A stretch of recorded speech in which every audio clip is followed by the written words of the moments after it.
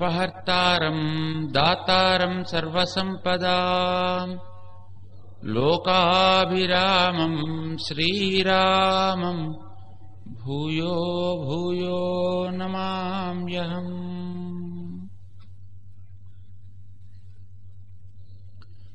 ప్రియ భగవద్బంధువులారా,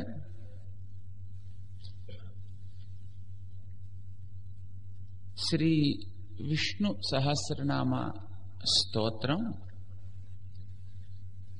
ఒక దీర్ఘమైనటువంటి సహస్ర మాలా మంత్రం అని మన పెద్దలు కీర్తించారు.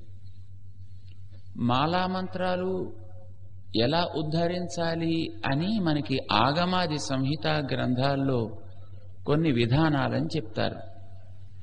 ఏదో ఫలానా పదంలో ఇన్నవ అక్షరం, ఫలానా పదంలో ఇన్నవ అక్షరం, ఇలాంటి పదాలు ఇవన్నీ ఇలాగ కూర్చుకుని ఈ మంత్రాన్ని మీరు వినియోగించుకోవలసింది. ఏదో ఫలానానికి చతుర్థి విభక్తి చేర్చుకుని, ఇక్కడ ఓంకారం చేర్చుకుని, ఇక్కడ నమపదం, ఇలాగా దాన్ని పదం యొక్క మంత్రం యొక్క కన్స్ట్రక్షన్ ఎట్లా చేయాలి అనే విధానాన్ని వివరిస్తూ ఉంటారు. ఇది ఒక్కొక్క ఆగమంలో ఒక్కొక్క మంత్రాన్ని చెప్పేటప్పుడు. కానీ విష్ణు సహస్రనామం ఒక విలక్షణమైనటువంటి మాలా మంత్రం.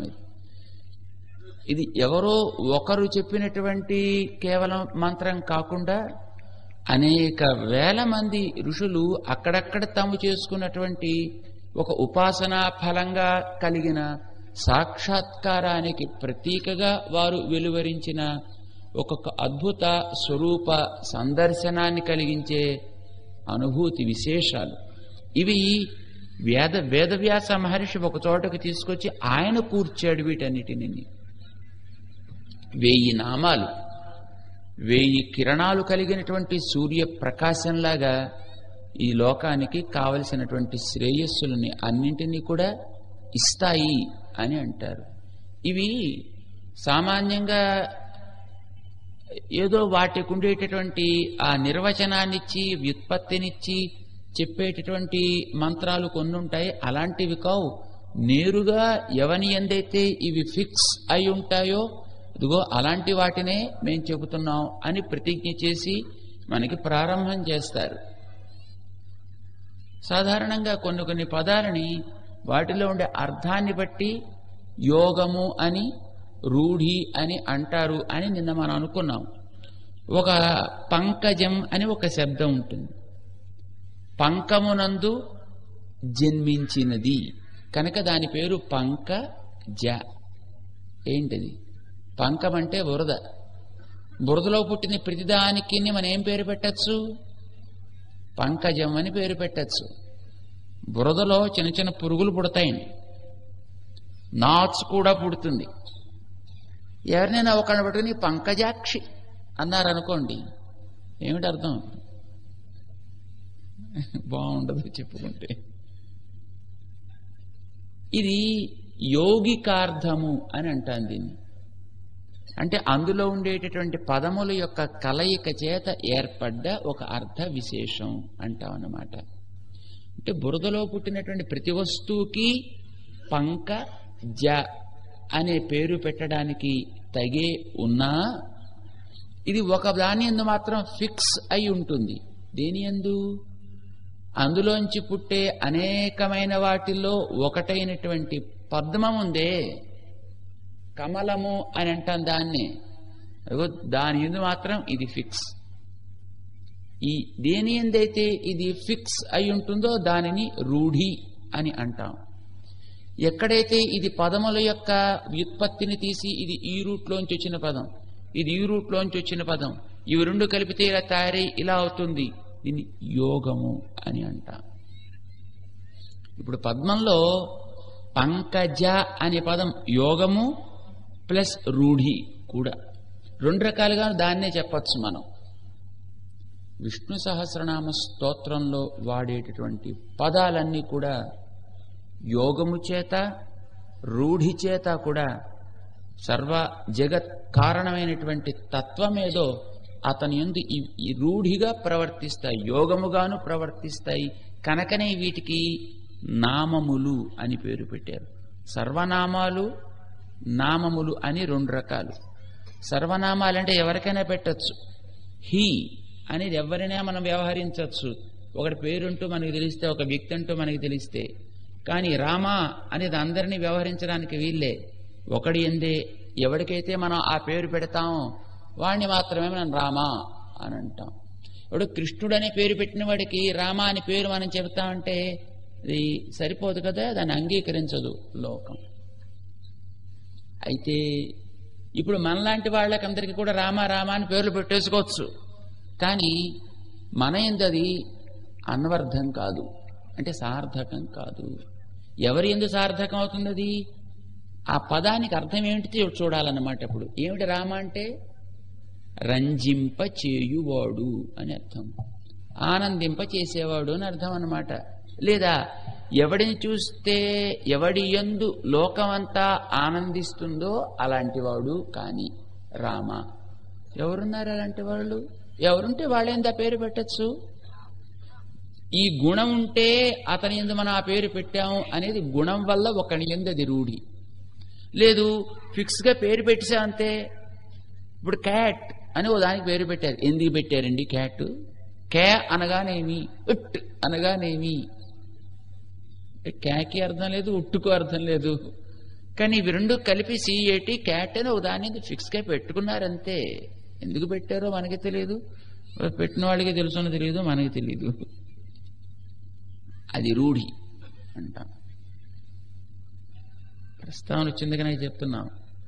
ఈ దేశంలో ఉండేవాళ్ళని, ఒక ధర్మాన్ని నమ్మిన వాళ్ళని హిందువులు అని పేరు పెట్టారు. ఎందుకు పెట్టారు? ఏదో కారణాలు చెప్తారు, కానీ అవంత యోగ్యమైన కారణాలుగా మనకు అసలు లాజికల్గా ఆలోచిస్తే అనిపించదు.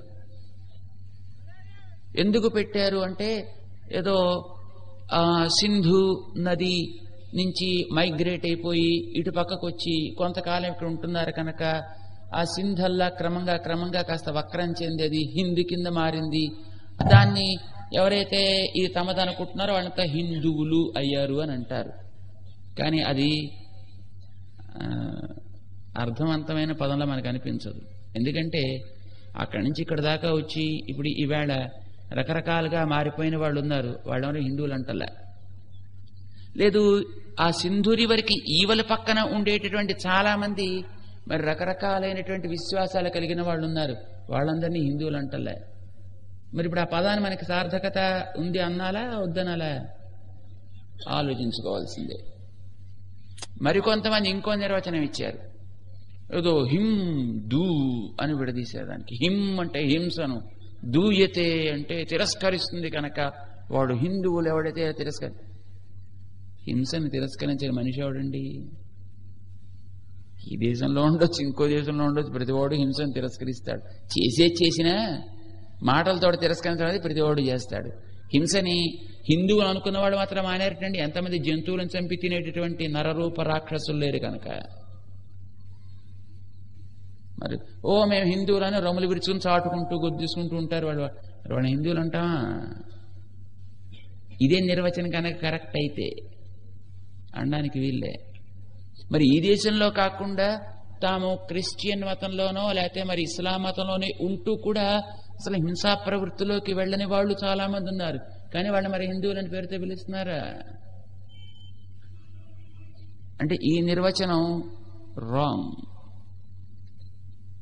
ఇంకొంతమంది ఇంకో నిర్వచనం చెప్తే, ఇప్పుడు నాలుక నోట్లో ఉండి ఇక్కడ ఏదో ఉన్నప్పుడు రకరకాలు వస్తాయన్నమాట. మరికొంతమంది అంటారు హీ అంటే హిమాలయాలని అర్థం. హీ తర్వాత ఇందు అనుంది. ఇందు అనేది ఇందు సరోవరం అని ఎక్కడో ఉందంటే కన్యాకుమారి దగ్గర. ఆ హిమాలయాలకి ఇందు సరోవరానికి మధ్య ఉండేటటువంటిదంతా కూడా హిందూ దేశం అయింది అని అంటారు. అక్కడ ఉండే వాళ్ళంతా హిందువులు అయ్యారు. అది ఎంతవరకు కరెక్టో మనకి తెలియదు. ఎందుకంటే ఈ మధ్యలో ఉండేవాళ్ళు ఇంకా చాలా మంది ఉన్నారు. వాళ్ళెవరు నా పేరు పెట్టి పిలవట్లే. మరి ఇతర దేశాల్లో వెళ్ళిపోయి మేము హిందువులను చాటుకునే వాళ్ళు మేము అది ఆరిజిన్ గా కలిగి వచ్చిన వాళ్ళం కనుక మరి ఇది ఆరిజిన్ గా కలిగి వచ్చిన వాళ్ళు ఇంకా చాలా మంది ఉన్నారని. క్రిస్టియన్స్, ముస్లిమ్స్, బౌద్ధిస్ట్ ఇలాంటి వాళ్ళంతాను. వాళ్ళంతా నా పేరు పెట్టి పిలుస్తున్నారా? సో ఈ నిర్వచనాలన్నీ కూడా ఏదో ఆత్మ సంతృప్తి కోసమనో ఏదో ఎదటి వాడిని ఏదో వంచడం కోసం చెప్పిన నిర్వచనాలాగా మనకు కనిపిస్తాయి తప్ప అర్థం కలిగిన నిర్వచనాల్లాగా అనిపించవు. ఉమామహేశ్వర పండిట్ అని ఒక మహానుభావుడు ఉండేవాడు. అభినవ వివేకానంద అని అనేవారు ఆయన్ని. పెద్దలనుకోండి బాగాను.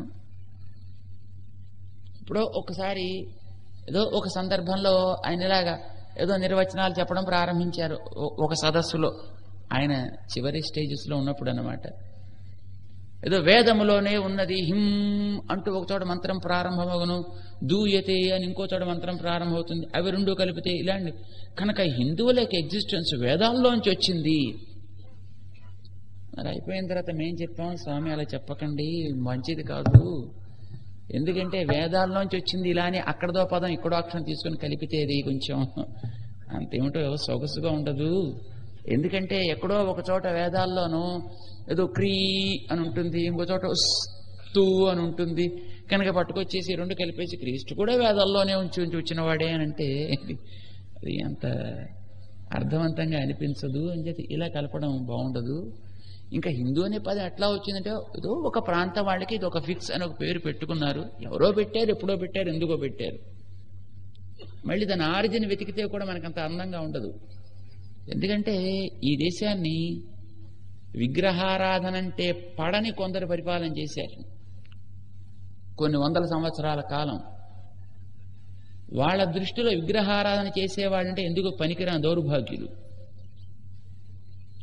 వాళ్ళకి ఈ పదాన్ని వాళ్ళ భాషలో వాళ్ళు హిందూ అని అంటారండి. హిందూ అంటే ఎందుకు పనికిరానటువంటి దౌర్భాగ్యుడు అని అర్థం. వాళ్ళు ఈ దేశాన్ని పరిపాలించేటప్పుడు ఇట్లాంటి వాళ్ళందరినీ ఆ పేరుతో పిలిచేవారు. వాళ్ళు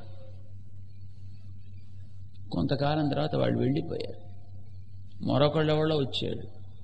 అయితే వందల సంవత్సరాల కాలం వీళ్ళని ఈ పేరు పెట్టి పిలిచి పిలిచి పిలిచి వెళ్ళారేమో. ఇక్కడ వాళ్ళకి ఇదే మా పేరు కాబోలని అనుకున్నారు. తర్వాత వచ్చిన వాళ్ళు ఇదే వీళ్ళ పేరు కాబోలనుకున్నారు. వాళ్ళు అలాగే హిందూ అని పిలవడం ప్రారంభించారు. పాపం వీళ్ళు కూడా be proud of a Hindu, be proud of a Hindu అన్నారు. సరే అలాగే వీళ్ళే పిలుచుకుంటున్నారు. క్రమంగా ఉన్న పేరుకి ఏదో స్థితస్య గతి చింతనీయ అంటూ ఉంటారు. ఏదో ఒకటి వీడి మీద పడిపోయింది కనుక ఇంకా పేరు ఇంకేదో దానికి ఏదో అర్థం చెప్పుకుని దానికి సంతృప్తి పడమని రకరకాల నిర్వచనాలు. సంస్కృత భాషలో చాలా గొప్ప శక్తి ఉందండి. అది ఎటు నుంచి ఎటైనా ఎలాగైనా సరే దానికి కావాలంటే వ్యుత్పత్తులు తీయొచ్చు, ఎక్కడి నుంచైనా తీయొచ్చు. ఎలాగైనా దానికి కావాలనుకుంటే మంచి అర్థం చెప్పచ్చు, అవసరం అనుకుంటే రెండు అక్షతలు వేయచ్చు అనమాట. అలాంటి ఒక అందమైన భాష అది. అంచేత ఈ ఉన్న పదానికి నిర్వచనాలు చెప్పుకోవడం ప్రారంభించారు. కానీ ఇలాంటి నిర్వచనాలు చెప్పడం మూలఛేదం అవుతుంది అని అంటామన్నమాట. ఎందుకంటే వేదాల్లోంచి ఇది వచ్చింది అనగానే వేదాల్లోంచి మొత్తం మిగతావి కూడా రావాల్సి వస్తాయి. అసలు వేదాల్లో నీకంటూ ఏదో ఒక పేరు పెట్టింది. ఏం పేరు పెట్టింది? సనాతనుడవు. లేదా నువ్వు ఒక వంశంలోంచి వస్తున్నావు. ఈవేళ నువ్వు ఏ రకమైనటువంటి ఉద్యోగం చేస్తున్నా, ఏ పేరు పెట్టుకున్నా, సమాజంలో ఎప్పుడో ఒకనాడు చాతుర్వర్ణ్య వ్యవస్థ ఉండేదిట. కానీ ఇప్పుడు ఈవేళ అదేం లేదనుకోండి. ఊరికనే అబద్ధాలకేదో మేము ఫలానా క్యాస్ట్ అనుకుంటారు. కానీ నిజానికి అలాంటి ఏదో ఒక వర్ణంలోకి ఫిక్స్ అయ్యేట్టుగా ఇప్పుడు ఈవేళ ఎవడు ప్రవర్తించటం లేదు. వాడి ఆకారం చేత లేదు, వాడి స్వరూపం చేత లేదు, వాడి స్వభావం చేత లేదు. అంతా మొత్తం సంకీర్ణం అయిపోయింది. సరే రిజర్వేషన్స్ కోసం మాత్రం గవర్నమెంట్లో కొందరికి ఉద్యోగాలు ఇవ్వడానికి, కొందరికి మానడానికి ఏవో కొన్ని క్లాసిఫికేషన్స్ చేశారు. అట్లాంటివి సుమారు 500 5,000 అయ్యాయి ఇప్పుడు ఈవేళ. సరే ఇంకా కొత్తగా పుడతాయి కూడాను. కావాలనుకుంటున్న వాళ్ళకల్లా ఓ కొత్త ఏసీఓ, బీసీఓ, ఎఫ్సీఓ, ఓసీఓ ఏదో సి పెరుగుతూ ఉంటుందన్నమాట. అలాగా అంతవరకే ఇప్పుడు దానికి సార్థకత తప్ప మరొక రకంగా దాని సార్థకతని మనం నిర్ణయించలేం, నిర్వచించలేం కూడాను. ఇప్పుడు ఈవేళకి అలా తయారైంది. ఇందులో చేరిన వాడిని మనం ఆ పేరు పెట్టి పిలుస్తామా? అది అన్నవర్థం కాదు ఇప్పుడు ఈవేళ. కేవలం ఏదో రూఢిగా వీడి మీద వీడు ఇది అని ఒక ముద్ర వేసుకున్నాడు, దట్స్ ఇట్, నడుస్తూ ఉంటుంది బండి అన్నమాట. చేత మనకందరికీ వేదాల్లో పేరు పెట్టింది, నువ్వు దేనికి చెందు. కానీ నీకంటూ ఒక వంశం ఉంది. ఏమిటా వంశం? భరత వంశం. ఎప్పుడు ఆరంభమైంది ఇది అంటే నిన్న మొన్న ఆరంభమైంది కాదండి. ఇది కొన్ని లక్షల సంవత్సరాల క్రితం ఆరంభమైంది అని మనకి చరిత్ర చెప్తోంది. నిన్న రాత్రి మనం మాట్లాడుకున్నామే, స్వయంభూ మన్వంతరంలో ఈ భూమినంతటినీ పరిపాలన చేసినటువంటి భరత చక్రవర్తి, ఎవరైతే తర్వాత జడభరతుడిగా ప్రసిద్ధి కాంచాడో ఆ మహానుభావుడి యొక్క సంబంధంతో ఈ లోకం అంతా వ్యవహరించుకుంటూ ఉండేది తమని. ఆనాడు వచ్చింది పేరు మనకందరికీ భారతులు, భారతీయు. మనకంటే ఇండియాలో వాళ్ళకి కాదండి, ఖండాంతరాల్లో ఉండే వాళ్ళకు కూడా అదే పేరు వచ్చింది. తర్వాత కొందరికి అది జ్ఞాపకం ఉంది, చాలా మంది అది మరిచిపోయారు, అది వేరే కావచ్చుగాక. అంచేత పిలిస్తే నేనేమని పిలుచుకోవాలి? ఒక అర్థవంతమైనది ప్రామాణికమైన పేరు నీకు కావాలంటే భారతం అనుకో, లేదా ఎప్పటి నుంచో ఉన్న జాతి మేము అనుకుంటే సనాతన అనుకో. సనాతన అంటే ఏదో దేవుడిని నమ్మినవాడు, వేదాన్ని నమ్మినవాడు, ఏదో ఇలాంటివి నమ్మినవాడు ఏం కాదండి. సనాతన అంటే ఎప్పుడూ ఉండేటటువంటి జాతి ఇది సనాతన. ఎప్పుడు ఉండే ప్రాక్టీసెస్ మావి, సనాతన ధర్మం. అది అవలంబించే వాళ్ళం మేము, సనాతన ధర్మ అవలంబులం ఏదో అంటారు. వేదాన్ని నమ్ముతాము మేము అనుకుంటావా, దట్స్ ఫైన్. ఏదో మేము వైదికులం అనుకోండి. వైదికులని బ్రాహ్మణ జాతిలో ఒక జాతికి పేరండి. కానీ వేదాన్ని ఆ జాతి ఒకనాడు తమదిగా భావించి దాన్ని రక్షించడం తమకి జీవితానికే ప్రధానమైన కర్తవ్యం అని భావించి దాని అందే నిలకడ కలిగి ఉందా, అందువల్ల కొందరు ఆ పేరు పెట్టుకున్నారు. వాళ్ళకది రూఢి. మిగతా వాళ్ళంతా వేద బోధితమైనటువంటి చోదితమైనటువంటి ఆచరణలని చేసేవాళ్ళు అనుకుంటే వాళ్ళకి వైదికులనే పేరు. కనుక మొత్తం మనం ఆ మార్గంలో ఉన్నవాళ్ళం అయితే వైదికులం అని అనుకోవచ్చు. లేదు మేము ఒక దేవతని విశ్వసిస్తున్నామండి, ఆ దేవతా సంబంధం కలిగిన వాళ్ళు అనుకుంటావా, ఆ దేవతా సంబంధంతో ఒక పేరు పెట్టుకోవాలన్నమాట. ఏదో విష్ణువుని విశ్వసిస్తే వైష్ణవుడు. ఇది యోగికార్థము అంట. ఇలాగా చేసే పనిని బట్టో, వ్యక్తిలో ఉండే స్వభావాన్ని బట్టో, అతడి గుణాలని బట్టో ఒక పేరు పెడితే అది యోగికము అని అంటామని. లేదు అసలు అలాంటిది ఏం కాకుండా ఏదో మొత్తానికి ఈ రకమైనటువంటి వ్యక్తులందరికీ ఏదో ఒక పేరు ఎందుకు వచ్చిందని ఒక CAT అన్నట్టుగా HINDU హిందూ అన్నారంటే అదొక రూఢి. దానికేం పెద్ద అర్థాలు నిర్వచనాలు చెప్పుకోవాల్సిన అవసరం ఏం పెద్ద లేదు. నిర్వచనాలు లేకపోయినంత మాత్రం చేత అది ప్రామాణికం కాకుండా పోతుందేమో అనేటువంటి భయం అక్కర్లేదు. ఇప్పుడు ఇది వేదాల్లో ఉంది, ఇదిలా వచ్చింది, ఇక్కడి నుంచి వచ్చింది, మన ఋషులంతా అంగీకరించింది ఎందుకోసం చెప్పుకోవాల్సి వచ్చిందంటే ఏమో దీనికి వ్యుత్పత్తులు చెప్పకపోతే మేము అప్రామాణికం అయిపోతామేమో, మాకు సమాజంలో ఎగ్జిస్టెన్స్ లేకుండా పోతుందేమో అని బెంగతోటి చేసేటటువంటి ఫీట్ అన్నమాట. అదంతా ఒక ఎక్సర్సైజ్, అవసరం లేదు. అది కొందరికి అది రూఢి, అంగీకరించవచ్చు, తప్పేం లేదన్నమాట. శ్రీ విష్ణు సహస్రనామంలో ఉండేటటువంటి నామాలన్నీ కూడా జగత్కారణమైనటువంటి పరమాత్మ తత్వము విషయంలో యోగములు రూఢములు కూడా, అంటే నేరుగా అతన్నే చెబుతాయి. నువ్వు అందులో ఉండే వ్యుత్పత్తి నిర్వచనం తీసినప్పటికీ కూడా ఇవి అతన్నే చెబుతాయి. అందరికీ కామన్ గా ఉండేటటువంటి పదాలుగా వాటిని చెప్పడానికి వీల్లేదు అన్నమాట. ఎవరో కొందరికి లోకంలో ఇలాంటి పేర్లు పెడితే పెట్టచ్చు, కానీ అసలు పేరు పెట్టదగినది మాత్రం ఒకడికే. అవి ఏమేమిటి అనేది వేదవ్యాసుడు వాటిని ఉద్ధరించాడు. భీష్ముడు దాన్ని మనకు ఉపదేశం చేశాడు. దాన్ని నిన్న మనం చెప్పుకున్నాం. ఆ నామాలు ఒక్కొక్కటి ఈవేళ నుంచి మనం ప్రారంభం చేసుకోబోతున్నాం. దాని నిర్వచనమేమో ఇది ఎవరికి తగునో కూడా మనం దాంతో జ్ఞాపకం పెట్టుకోవాలి అని ఈ ప్రస్తావన మరొకసారి మళ్ళీ మనం చేసుకుంటున్నాం. ఎలా దర్శించారో మీకు మనం గతంలో చెప్పుకున్నాం. తమ యొక్క సమాధి స్థితిలో చేసిన తపఃఫలితంగా సాక్షాత్కరించిన భగవత్ స్వరూపాన్ని లోపల కలిగిన అనుభవం చేత బయటికి ఒక మాటగా వెలువడితే ఏర్పడ్డ నామాలు ఇవన్నీ ఒక మాలికగా శ్రీ భీష్ముడు గుర్చి దాన్ని పాండవులకి అందించాడు. తద్వారా మనదాకా అది అందింది. అందులో మొట్టమొదటి నామం విశ్వం. ఒక మహానుభావుడు చాలా కనకుండే గొప్ప యోగి చేత దర్శించాడు.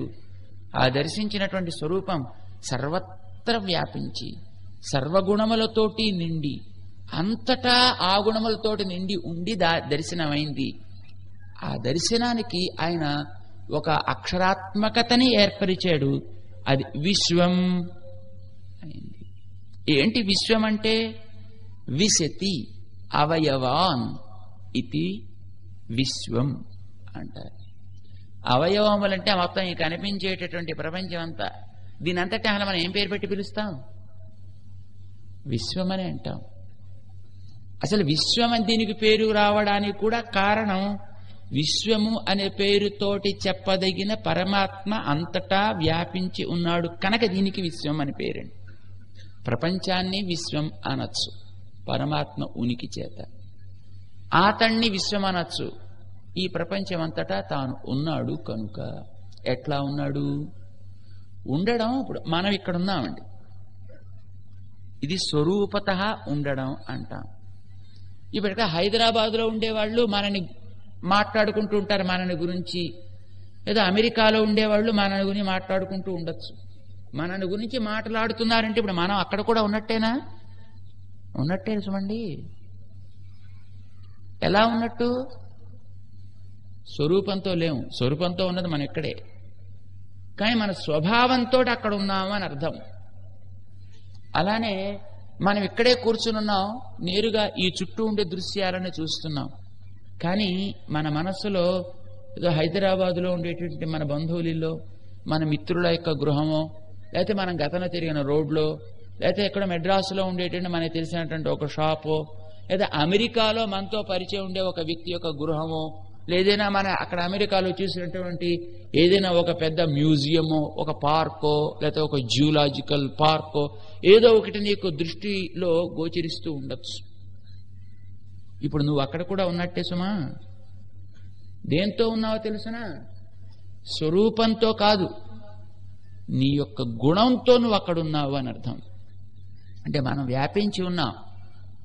జీవులు అంటారు మనందరినీ, మనందరి స్వరూపము అణువు అంటే చాలా చిన్నది అంటారన్నమాట. కానీ మన జ్ఞానం మాత్రం చాలా గొప్పదండి. ఇది చాలా దూరం వ్యాపించగలదు. అయితే లిమిటేషన్స్ ఉంటాయనుకోండి. కొందరికి మరీ ఎక్కువ వ్యాపిస్తుంది, కొందరికి కొంత దూరం వ్యాపిస్తుంది. దీపపు కాంతిలాగా అని ఒక దృష్టాంతాన్ని చెప్తూ ఉంటారు మన వాళ్ళు. దీపాన్ని నువ్వు వెలిగించి ఇక్కడ పెడితే దీని కాంతి కొంత దూరం వ్యాపిస్తుంది. అయితే దగ్గరలో కొంచెం స్పష్టంగా వ్యాపిస్తుంది, ఎక్కువగా వ్యాపిస్తుంది. దూరానికి పెడుతున్న కొద్దీ దాంట్లో ఉండేటటువంటి ఆ తేజస్సు యొక్క అణువుల యొక్క వ్యాపనం ఉంది, స్ప్రెడ్ అవ్వడం అనేది మరీ ఎక్కువగా స్ప్రెడ్ అయిపోతాం చేత నీకు అది స్పష్టంగా వస్తువులని చూపించగలిగేటంత ఉండదు.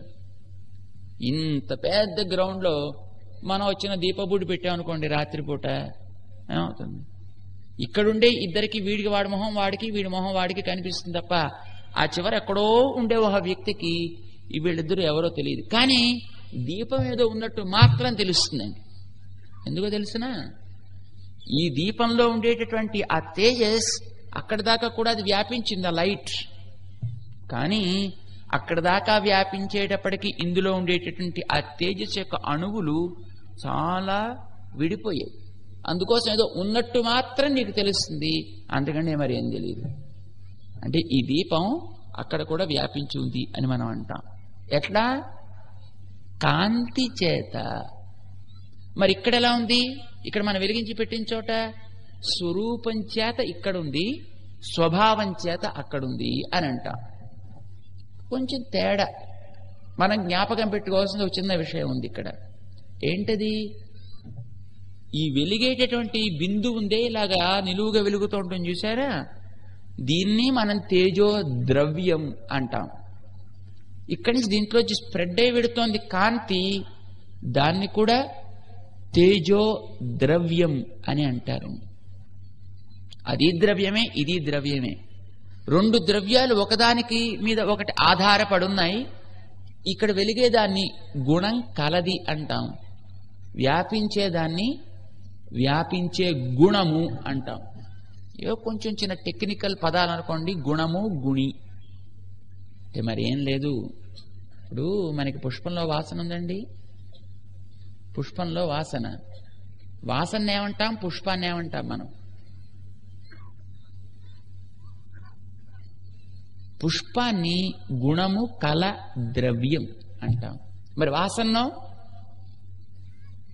ఒక ద్రవ్యం మీద ఆధారపడి ఉన్న గుణము అంటాం. ఈ వాసన పువ్వు లేకపోతే ఉండలేదు, కానీ పుష్పం ఆ గుణాన్ని ఒక్కొక్కసారి ప్రకాశింపచేయొచ్చు, ఒక్కొక్కసారి ప్రకాశింపచేయకపోవచ్చు. వాసన అస్తమానం ఉంటుందే పువ్వులో? మొగ్గగా ఉన్నప్పుడు ఉంటుందా? వడిలిపోయినప్పుడు ఉంటుందా? ఉండదు. అయితే పువ్వు మాత్రం ఉంటుందండి, కానీ వాసన మాత్రం పువ్వు లేకుండా ఉండలేదు. ఆ వాసనని గుణం అంటాం, వాసనని కలిగినటువంటి వస్తువుని ద్రవ్యం అంటాం. ద్రవ్యం అంటే ఎలిమెంట్ అని అర్థం. వాసన అనే దాంట్లో ఉండేటటువంటి ఒక క్వాలిటీ అంతే.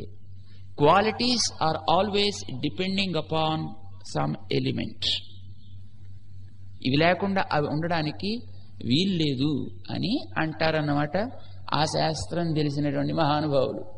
అయితే తమాషా, వాసన అనేది గుణం మాత్రమే, పువ్వు అనేది ద్రవ్యం మాత్రమే.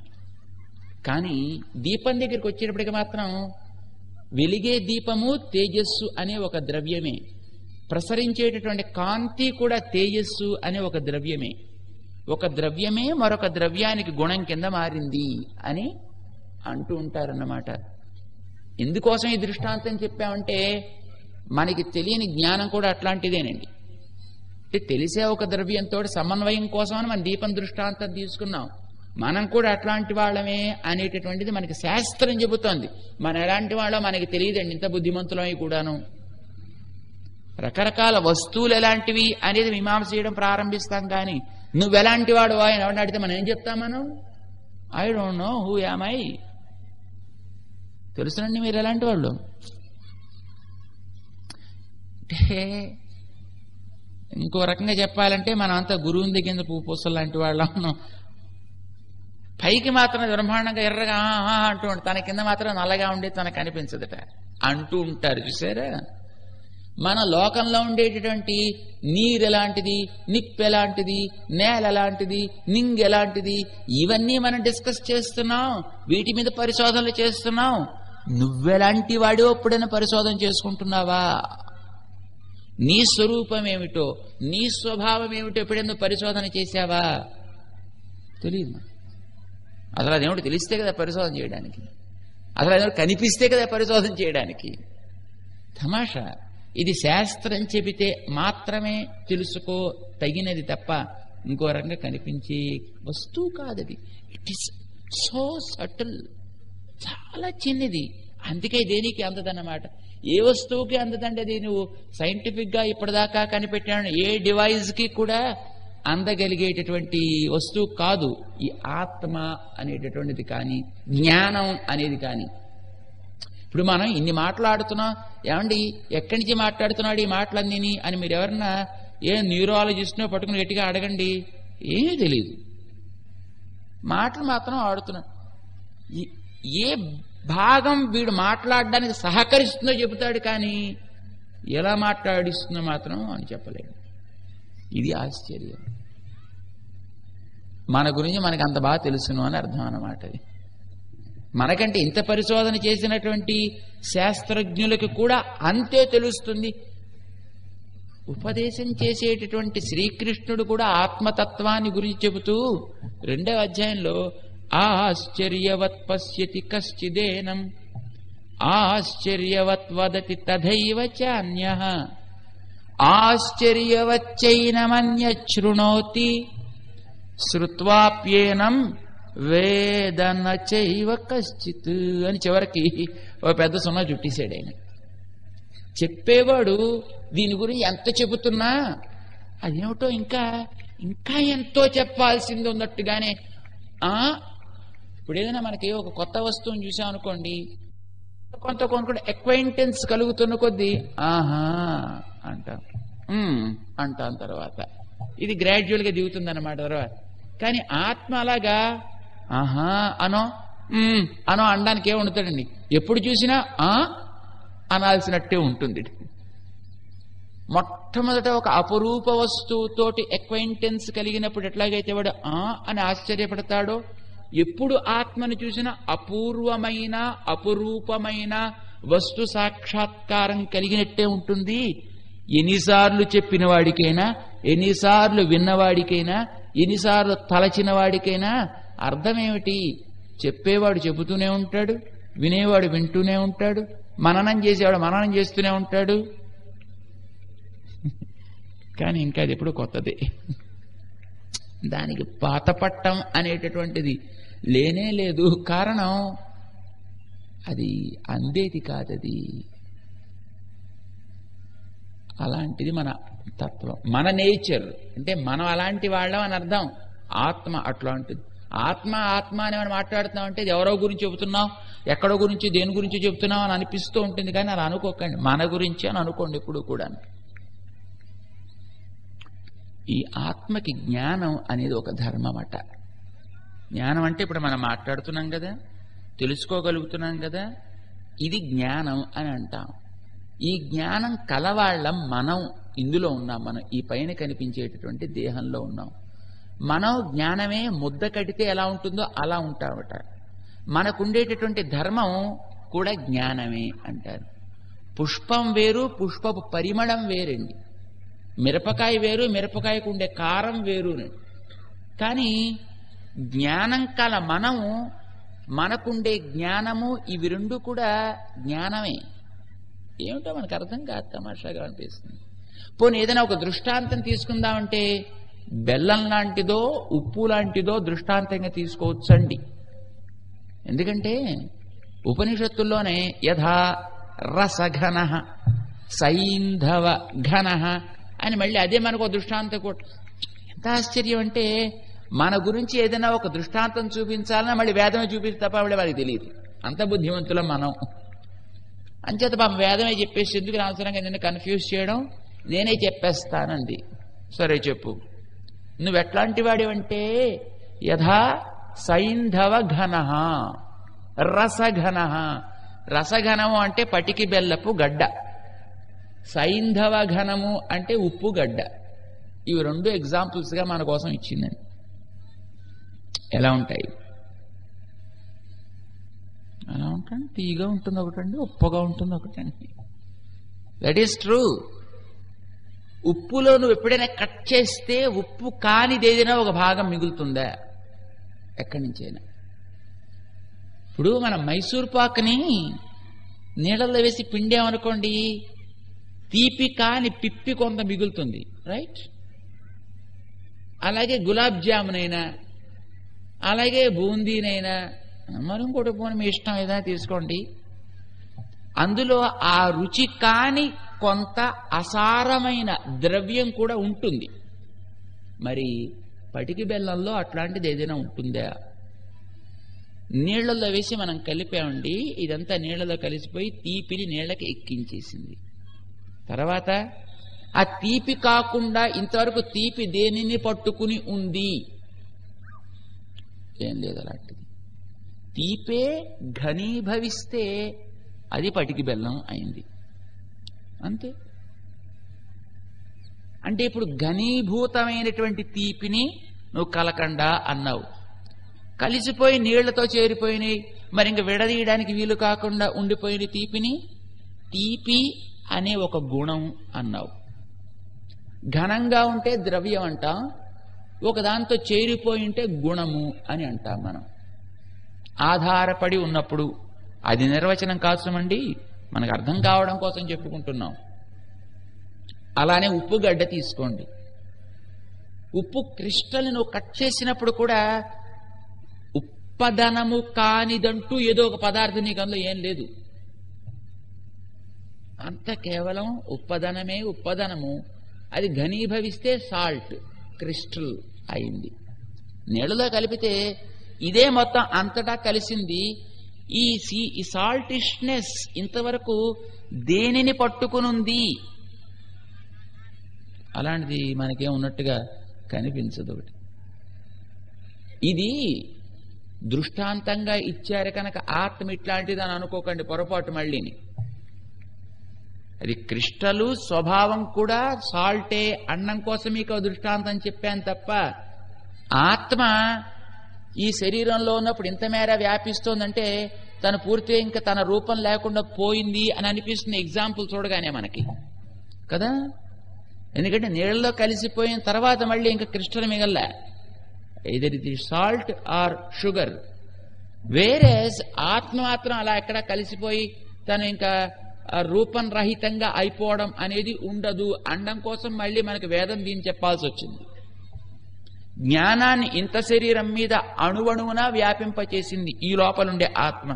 కనుకనే ఇక్కడ టచ్ చేసినా ఇక్కడ టచ్ చేసినా నేనే, ఇక్కడ టచ్ చేసినా నేనే, మధ్యలో టచ్ చేసినా నేను. ఏమైంది? ఈ జ్ఞానాన్ని ఒక చోట తానుండి ఇంత మేర ఇలా వ్యాపింపచేసింది. వ్యాపింపచేసి తానుందండి మళ్ళీ ఒక చోట. అది తమాషా. తనలో ఉండే జ్ఞానాన్ని ఎంత ఇచ్చినా తానుంటోంది. ఇది నీకు అంత బాగా తెలియడం కష్టమవుతుంది అని కాస్త నిన్ను కొంచెం దగ్గరికి తీసుకెడితే బెటర్ అని దీపాన్ని దృష్టాంతంగా ఇచ్చారు. మొట్టమొదట దీపం ఇక్కడ వెలుగుతూ ఉంటుంది, అది తేజస్సే. అందులోంచి బయటకు వస్తోంది, అది కూడా తేజస్సే. తేజస్సు బయటకు వచ్చినా మళ్ళీ అక్కడ బిందువుగానే ఉందండి. చూసారా తమాషా? అలాగా ఆత్మ ఒక చోట ఉన్న జ్ఞానం అంతటా వ్యాపిస్తూ ఉంటుంది. ఆత్మ కూడా తన ఎగ్జిస్టెన్స్ కోల్పోదు. ఇది కూడా సరైన దృష్టాంతం కాదు. అంటే మిమ్మల్ని కొంచెం పైకి తీసుకువెళ్ళడం కోసం చెప్పే దృష్టాంతం అంతే. స్థూలారుంధతి న్యాయం అని ఒకటి ఉందండి మనకి సంస్కృతంలో. ఏం లేదు, బహుశా మ్యారేజ్ చేసుకున్న వాళ్ళందరికీ తెలిసి ఉంటుంది. అరుంధతి నక్షత్రాన్ని చూపిస్తారట ఇదివరకు రోజుల్లో. ఇప్పుడు పెళ్లిళ్ళని పగలు చేసేవి, ఇదివరకు ఎప్పుడు రాత్రులు చేసేవారట పెళ్లిళ్ళు. ఏం కనిపిస్తుంది? పాపం ఒకడు తనే చేసుకున్నట్టే పెళ్ళండి. వాడికేమో తల్లి తండ్రి లేరు, మరి పెళ్లి చేసుకోవాలి, పెద్ద వీర పురుషుడు, కట్నాలు తీసుకోవడం అనేటట్టు వాడికి అవమానం అని. వాడు నిజమైన మగాడు వాడు, అంచేత కట్నాలనే వాడికి పడవు. సరే, ఇప్పుడు నేనే సంపాదించుకుంటాను, ఎక్కడి నుంచో తెచ్చుకున్నాడు, కొంత డబ్బులు తీసుకుని వివాహం చేసుకున్నాడు. రాత్రి వివాహం అయింది, బయటికి తీసుకొచ్చి పురోహితుల వారు చూడమన్నట్టు, రై కనిపిస్తోంది అరుంధతి అంటే, అరుంధతి కాదు 6 లక్షల అప్పు కనిపిస్తోంది అన్నట్టు వాడు పైకి చూస్తే. వివాహం అయ్యేటప్పటికి వాడికి ఏమి కనిపిస్తుంది? ఏమి కనిపించదు అన్నమాట. మొట్టమొదటి దాని గురించిన జ్ఞానం ఉంటే అప్పుడు చూడడానికి అది శక్యమవుతుంది, లేకపోతే ఏం కనిపిస్తుంది? అందుకోసం ఏం చేస్తారంటే ఒక చిన్న పద్ధతి ఒకటి ఉందిట ఆ పురోహితులు చూపించడానికని. మొట్టమొదట కనిపించే ఒకదాన్ని చెప్పి మెల్లిమెల్లిగా నీకు సూక్ష్మంగా ఉండే దాని దగ్గరికి తీసుకెళ్లి ఇది అని చూపిస్తారు. మొట్టమొదటి మనకి తూర్పు దిక్కున ఉంటుందండి సప్తర్షి మండలం అని అంటారు దాన్ని. అండ్ 4 మంచం కోళ్ళలా 4 ఉంటాయి, వెనకాతలో తోకలాగా ఒకటి ఉంటుందన్నమాట. 3 నక్షత్రాలు, మొత్తం 7 నక్షత్రాలు ఉంటాయి. మొట్టమొదట ఆ 7 చూపిస్తారట. అదిగో కనిపిస్తుందా? అదే అరుంధతి. ఏది? అదిగో అక్కడ 4 కనిపిస్తున్నాయి చూడు. రైట్, ఆ 4 సప్తర్షి మండలం అంట్లా, దాంట్లో 4 అసలు అది కాదు అరుంధతి. మరి ఇంకేది? ఇప్పుడు 4 కనిపించాయా? అందులో చూడు, ఆ వెనకాల తోకోటి కనిపిస్తుంది చూడు, అది అది కూడా అరుంధతి కాదోయ్. అందులో మధ్యలో ఆ మూడిట్లో ఇంకోటి చూడక్కడ. ఇప్పుడు వాడి దృష్టి ఇదివరకు అంతా స్ప్రెడ్ అయి ఉండేది, ఒక చోటకు వచ్చింది. అక్కడి నుంచి ఒక తోక వచ్చింది, ఆ తోకలో మధ్య స్టార్ దగ్గరికి వచ్చింది. అదేనా అరుంధతి? అది కూడా కాదయా, దాని పక్కన ఇంకోటి చిన్నది మిడుకు మిడుకుమంటుంది చూడు, అది అరుంధతి అని చూపిస్తారన్నమాట. ఇదేమంటారు దీన్ని? స్థూలంగా కనిపించే దాని దగ్గర నుంచి గ్రాడ్యువల్ గా నీకు సూక్ష్మంగా ఉండేటటువంటి దాన్ని చూపించే విధానం స్థూలారుంధతి న్యాయం అని. దానికి ఏదో మన వాళ్ళు శాస్త్రీయంగా ఓ పేరు పెట్టుకున్నారు. ఇది లోకంలో దేనికైనా మనకి అవసరమే కదా. మొట్టమొదటి చెట్టు అంటే ఏంటి అని ఒక బాట్ని చదివేవాడికి పైన కనిపించే ఆకారం చూపించేస్తారు. ఆ తర్వాత అబ్బాయి ఇది కాదో అందులో ఉండే జీవ పదార్థం అని చూపిస్తారు. ఆ తర్వాత అది కాదు అందులో ఉండే లక్షణాలు ఏమో చెప్పి ఈ లక్షణాల చేత దీనికి ఈ పేరు అంటారు. గ్రాడ్యువల్గా పైన కనిపించే దాంట్లోంచి మనకు కనిపించని దాని దగ్గరికి తీసుకువెళ్ళడం అని అర్థం అన్నమాట. ఇలాగా మనకు కూడా లోకంలో కనిపించే దృష్టాంతాలు. మొట్టమొదట మనకి చూడని తిండి అందరికీ అలవాటు కనుక నీకు ఒక ఉప్పు ఏదో పంచదార, మనకి రుచులు అవే కదండి, రెండు నాలుకని అట్రాక్ట్ అసలు మనిషిని పాడు చేసేవి అవే. తీపి ఉప్పు ఇవి రెండు తీసేసి ఏమండి మీరు 4 రోజులు భోజనం చేయండి, తీపి టచ్ చేయకుండా ఉప్పు టచ్ చేయకుండా, అయింది వాడి పని. ఇలా అయిపోతాడు వాడు. ఎంత లావు వాడైనా కానీ వాడు 150 అన్నా వాడు 200 ఉన్నా 4 రోజులు కనుక ఇవి రెండు మానేడా బస్ ఇంతే. మిగతా రుచులు ఉండొచ్చండి, ఇవి రెంటి వల్ల మిగతా ప్రకాశిస్తాయి. అందుకే వీటికి రసములని పేరు పెట్టారండి. మరి మిగతావన్నీ షడ్రుచుల్లో అవి మాత్రం రసాలు కావండి. వాటికి రసత్వాన్ని కల్పించాలంటే ఇవి కల్పించాలి. అందులో మళ్ళీ ఈ రెంటిలో కూడా మళ్ళీ ప్రయారిటీ మళ్ళీ సాల్ట్ కేట్ అండి. మళ్ళీ తీపి అసలు పాడు చేసేది అది దీనికంటే ఎక్కువ మనిషిని. మా డాక్టర్స్ని అడిగితే చెప్తారు సాల్ట్ ఇంత క్రిస్టల్ మనం ముట్టుకోకపోయినా హాయిగా బతకచ్చండి. అంత మన బాడీలో నిండి ఉంది. బాడీ దాన్ని ఎప్పుడు కూడా బయటికి పంపిస్తూ ఉంటుంది. లోపల శరీరం నిండా ఉంది. నువ్వు ఎన్ని రోజులు మానేసినా body can produce its own sodium. మనకేం అవసరం లేదానికి. ఎనీవే ఇది రసము అని అంటాం. అందరికీ అలవాటు ఉండేది కనుక నీకు అది మొట్టమొదటి ఫస్ట్ ఎగ్జాంపుల్గా నేను ఇస్తాను అని యథారసఘన సైంధవఘన అంటూ ప్రారంభించింది. ఒకటి కొంచెం పైకి రా. నీ కంటికి రూపం అవసరం, రూపాన్ని చూపించేది దీపం కనుక దీపం ఒక దృష్టాంతంగా తీసుకో. ఇందులో కూడా నీకు ఎగ్జాంపుల్గా ఇవ్వడంలో నీ కొంత దృష్టి కలుగుతుందనే తప్ప అదే నీకు వాస్తవం అని కా చెబుతుంటా. దీపాన్ని ఎగ్జాంపుల్గా ఇవ్వగానే ఓహో దీపం లాంటిదండి తెలిసిపోయిందండి. అయితే మాకు దీపం ఎట్లాగైతే నూనె పోయకపోతే ఆరిపోతుందో ఈ ఆత్మ కూడా అట్లాగే తిండి పెట్టకపోతే ఠామ్. నో, తిండి శరీరానికే తప్ప ఆత్మకి తిండి అక్కర్లేదు. నువ్వు పెట్టే అన్నాదులు అవసరం లేదు. ఆత్మకి తిండి జ్ఞానం వల్ల. నువ్వు ఎంతెంత జ్ఞానాన్ని లోపలికి పంపిస్తావో అంతంత ఆత్మ జీవిస్తోంది అని అర్థం. జ్ఞానాన్ని ఏం మమ్మించలేదు.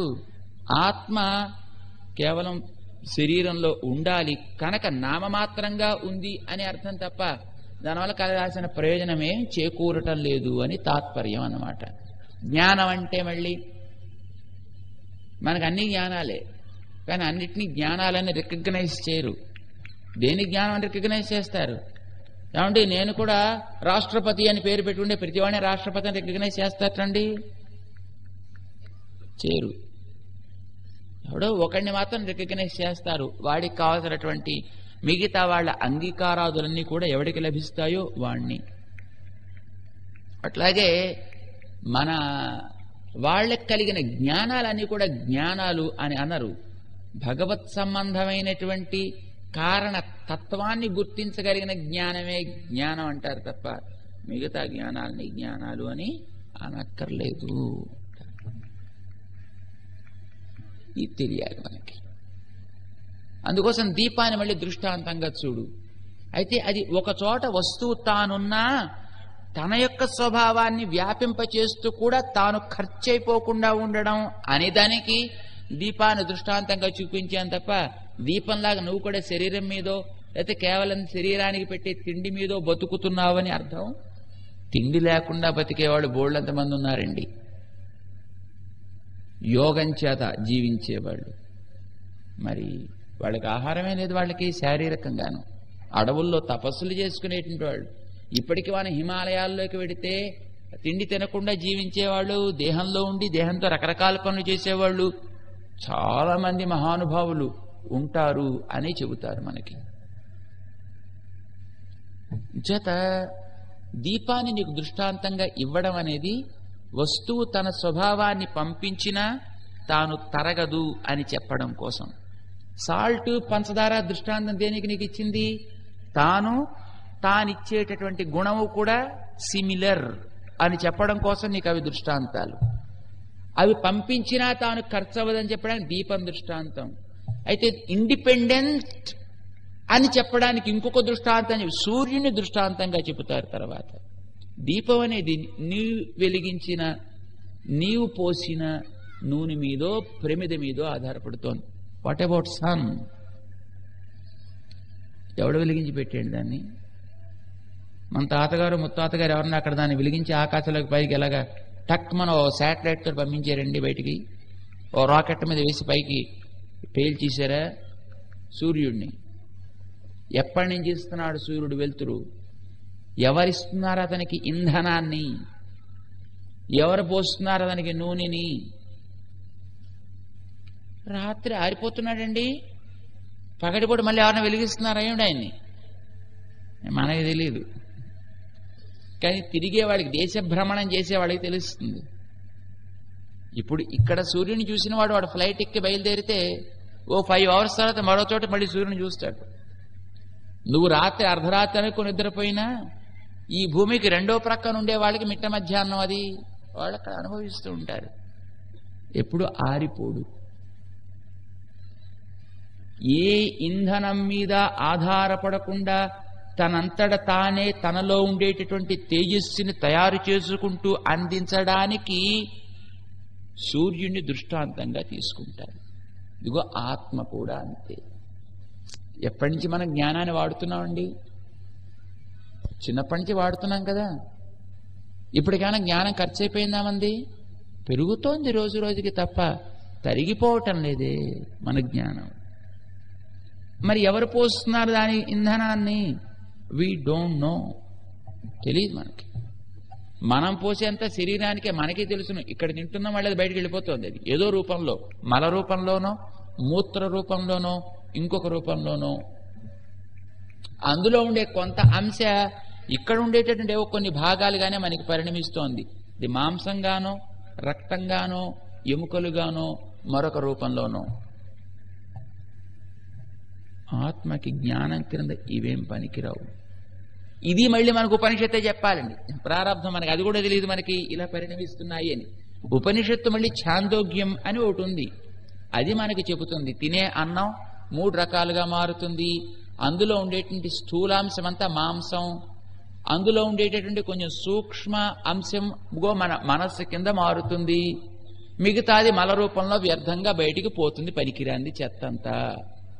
నువ్వు త్రాగే నీళ్లల్లో దాంట్లో ఉండేటువంటి స్థూల అంశ నీకు బయటికి స్వేదం కింద పోతుంది, కొంత మూత్రాదుల కింద పోతుంది, కొంత రక్తం కింద మారుతుంది, కొంత అందులో ఉండేటువంటి సూక్ష్మ అంశ నీ ప్రాణశక్తిని నిలబెడుతుంది.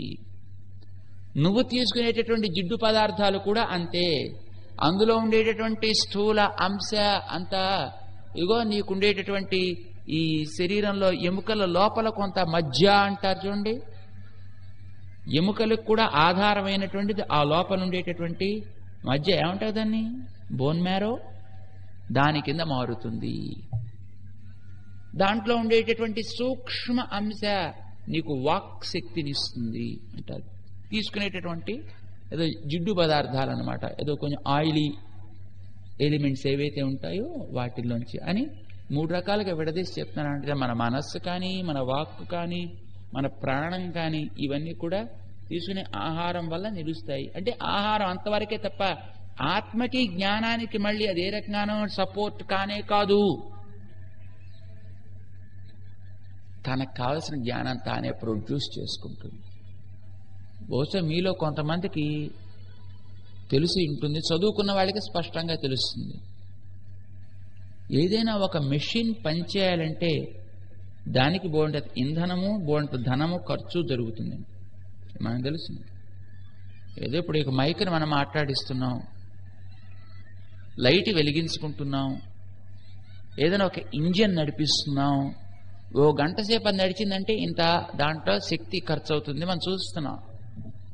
రోబోట్స్ అని ఇప్పుడు ఉన్నాయండి, కొత్త కొత్త మెషిన్స్, పెద్ద పెద్దవి పనిచేస్తాయండి. దాంతో రకరకాల పనులు వాళ్ళు చేసుకుంటారు.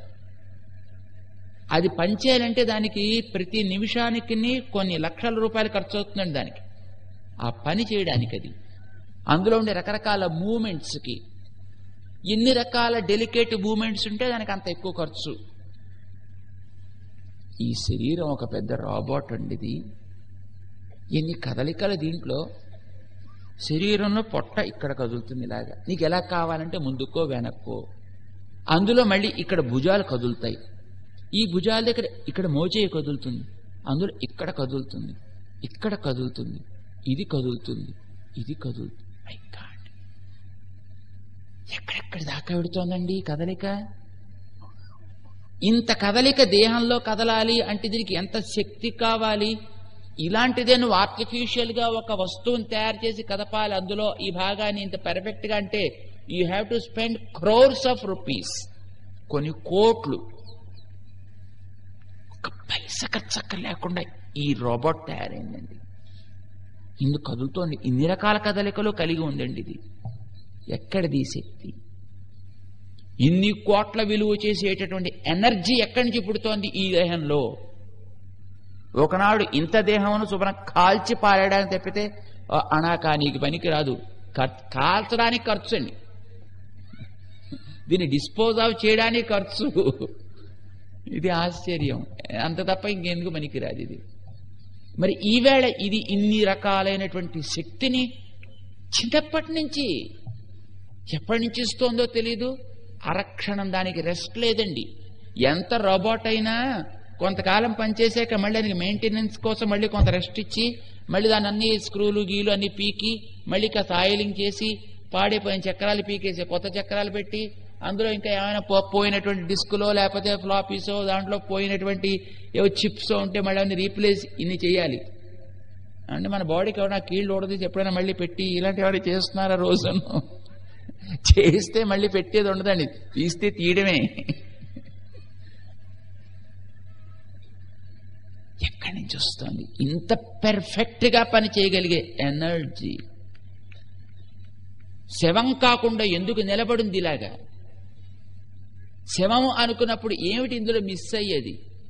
తెలియదు ఇప్పటిదాకా. మనకి తెలియదనండి, అందాం, కానీ శాస్త్రం చెప్పింది అబ్బాయి అదే లోపల ఉండే ఆత్మ.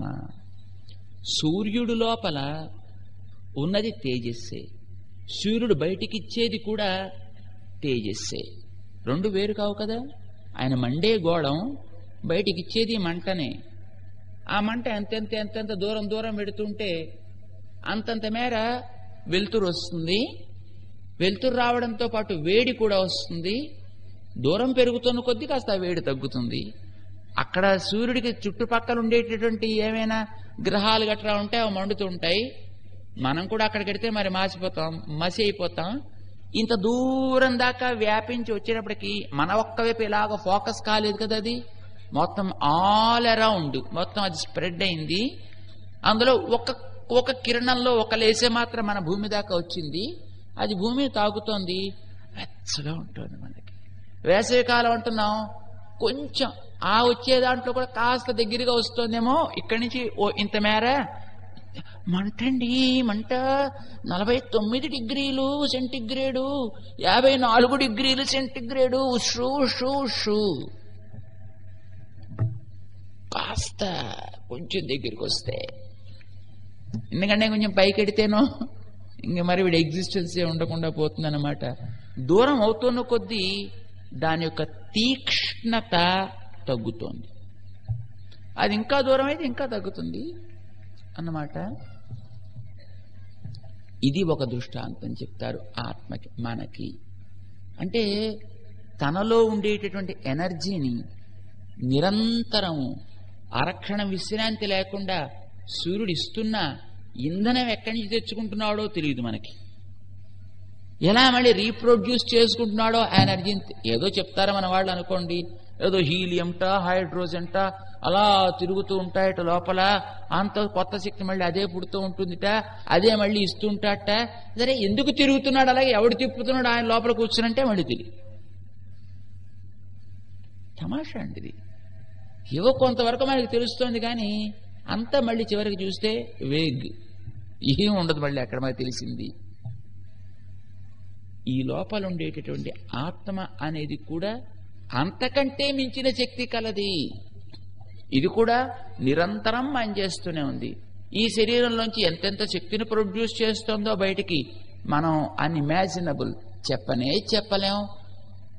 ఇంత శక్తిని పంపిస్తున్నా ఉప్పు కరిగిపోయినట్టు తాను కరగదు, పంచదార కరిగినట్టు తాను కరగదు, దీపంలాగా తాను ఎప్పుడు ఆరిపోవడం అనేది, మరొక దాని మీద డిపెండ్ అవ్వడం అనేటటువంటిది ఉండదు. తనలో ఉండేటటువంటి జ్ఞానాన్నే మళ్ళీ తాను వినియోగిస్తూ ఉంటుంది. ఆ జ్ఞానం ఎక్కడి నుంచి వస్తుందో అనేది తెలియదు. ఇది ఆత్మ. ఇంత చేసేది ఎంత ఉంటుంది ఇంతకీని అని మళ్ళీ ప్రశ్న వేస్తే, ఏషోణురాత్మ చేతసా వేదితవ్య అంటుంది మళ్ళీ ఉపనిషత్తు. వీడు అణుగాడు. అణు అంటే యాటమ్ అండి. యాటమ్ అని మనకి తెలుసును కనుక మనం అనుకుంటున్నాం, కానీ యాటమ్ కాదండి. ఏదైతే ఇంకా దాన్ని మనం కట్ చేయడానికి ఏ పరికరం చేత కూడా చేత కానంత అతి చిన్ని భాగమో దానికి మేము అణువని పేరు పెడతామని సంకేతం ఇచ్చారండి మన వాళ్ళు. చిన్ని పదార్థములన్నింటికంటే చిన్నది, దేనిలోకి ఇక మరి ఏది చొరడానికి వీల్లేదో, దేన్ని ఇక మన రెండు కింద స్ప్లిట్ చేయడానికి అవకాశం లేదో ఆ అతి సూక్ష్మాతి సూక్ష్మ అంశని అణు అంటారు. మన సైజు అంత. మై గాడ్, అంత చిన్ని వాళ్ళు ఎన్ని వేషాలు వేయగలుగుతున్నామండి మనం ఈ శరీరంలోకి దూరి, ఎన్ని పనులు చేయగలుగుతున్నాం మనం ఈ శరీరంలో ఉంటూ, ఎంత శక్తిని మనం ప్రొడ్యూస్ చేయగలుగుతున్నాం ఈ శరీరంలో ఉంటూ, ఎన్ని రకాల జ్ఞానాలు మనం కలిగి ఉండగలుగుతున్నాం ఈ శరీరంలో ఉంటూ. ఎంత వాళ్ళం మనం, ఇంతే. అందుకనే తన జ్ఞానాన్ని ఎక్కడెక్కడికి పంపిస్తే అక్కడక్కడ శరీరంలో వీడికి జ్ఞానం కలుగుతుంది. ఎక్కడెక్కడికి వాడు పంపించకుండా ఈ శరీరపు మెకానిజంలో కనుక ఏదైనా చిన్న ఇబ్బంది ఏర్పడి ఇక్కడ జ్ఞానం ప్రసరించడానికి ఉండేటువంటి ఆ ద్వారాలు కనుక మూసుకుపోయాయా, వాడు చెయ్యి ఉంటుంది కానీ మరి లేవదు, నాలుక ఉంటుంది కానీ టచ్ తెలియదు, ముక్కు ఉంటుంది కానీ వాసన తెలియదు, కన్ను ఉంటుంది కానీ రూపం గుర్తించడు, చెవి ఉంటుంది కానీ శబ్దం వినిపించదు. వాడిని గుచ్చినప్పటికీ వాడి ఏం తెలియదు. ఒక పార్ట్ ఒక బాడీలో ఒక్కొక్కసారి డీఫంక్ట్ అయిపోతుంది.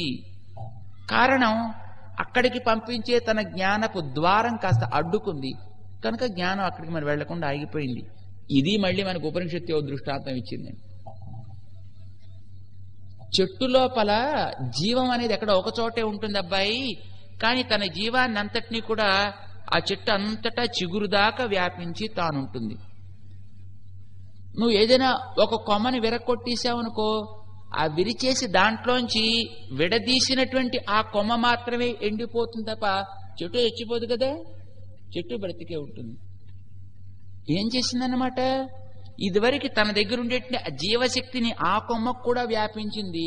నువ్వు ఆ కొమ్మని విడదీసేసావు. ఈవేళ ఆ జీవశక్తి అక్కడ వెళ్లే అవకాశం లేకపోయింది కనుక ఆ కొమ్మ మాత్రం డ్రై అయిపోయింది, చెట్టు మాత్రం మామూలుగానే బ్రతికుంది.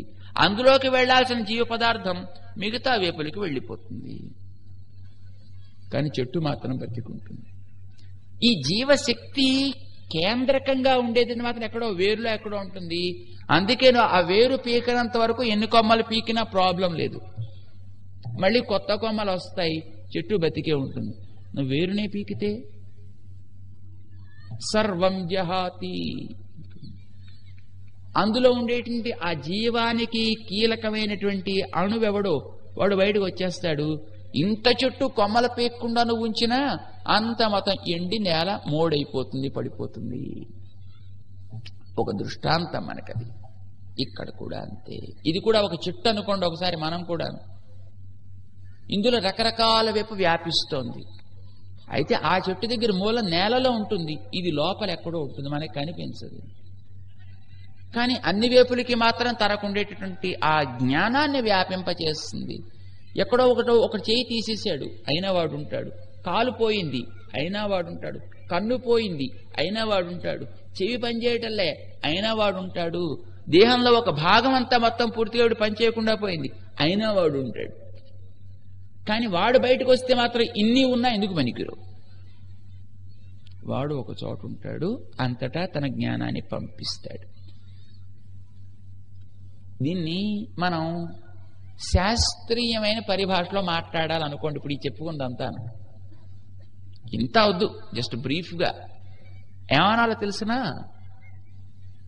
ఆత్మ జ్ఞానమును తన రూపంగా ఒక చోట కలిగి ఉంది.